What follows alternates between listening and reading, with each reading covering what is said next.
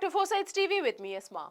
In May 2025, South Asia stood on the precipice of a devastating war after India launched unprecedented aerial strikes on targets deep inside Pakistan. The action, codenamed Operation Sindoor, was India's response to the brutal April 22nd attack in Pahalgaon, Kashmir, where 26 people, mostly Hindu tourists, were killed. What followed was a 4-day escalation involving drones, missiles and retaliatory strikes that brought two nuclear-armed nations dangerously close to the brink. Although a US-brokered ceasefire appears to have held for 3 nights, experts warn that the conflict has fundamentally altered the India-Pakistan equation.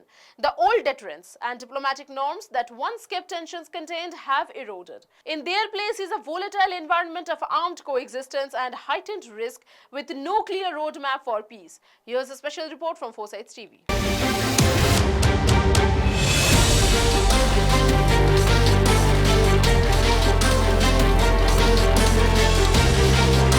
The flashpoint for this conflict was the Pahalgaon massacre, where militants targeted non-Muslim tourists in what witnesses described as a selective killing spree.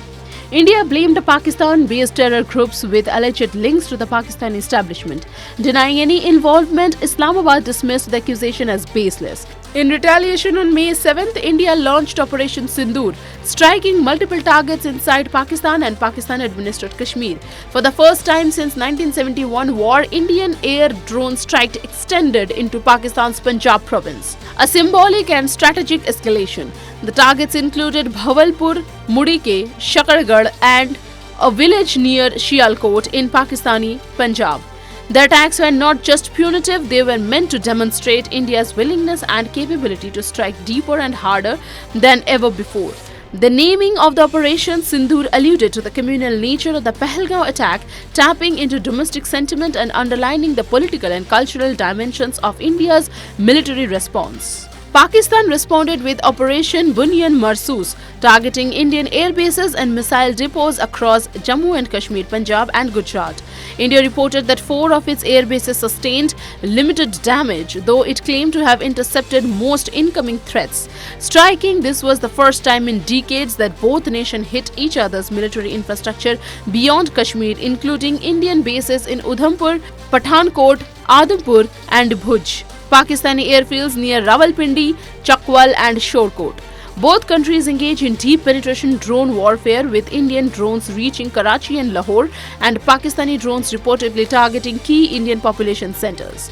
This escalation represents a collapse of previously respected red lines, particularly the informal understanding to avoid civilian population hubs. The rapid escalation drew international alarm. On May 10th, US President Donald Trump announced that his administration has brokered a ceasefire even before the Indian and Pakistani governments acknowledged it.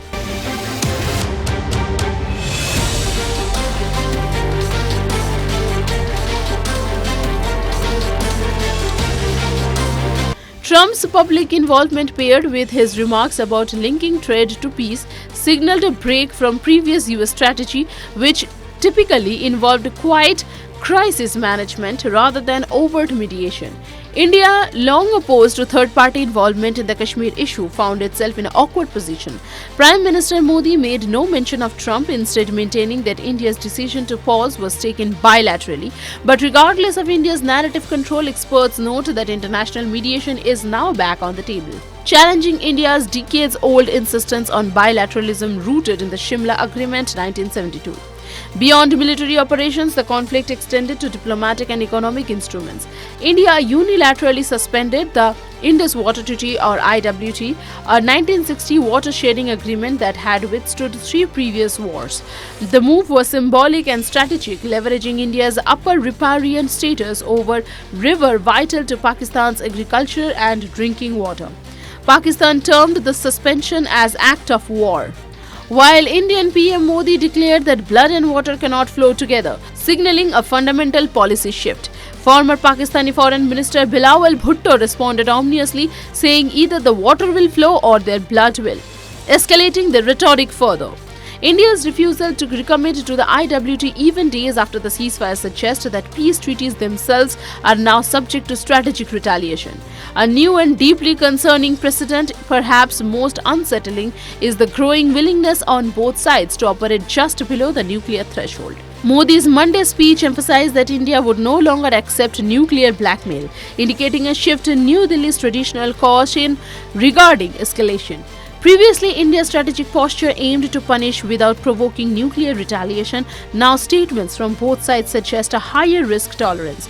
Strikes on military and civilian infrastructure alike suggest a calculated disregard for escalation dynamics. Modi further declared that India will no longer distinguish between terrorist groups and the state actors that support them, blurring the line between non-state violence and state accountability. This doctrinal shift effectively allows India to target Pakistan's military and political establishments in the event of future attacks, a recipe for direct state warfare. Experts warn that such a policy increases the chance of unintended escalation. Especially, not all terror attacks may be state-sponsored. The assumption that Pakistan's military and militants operate in lockstep, though politically convenient, may be strategically flawed.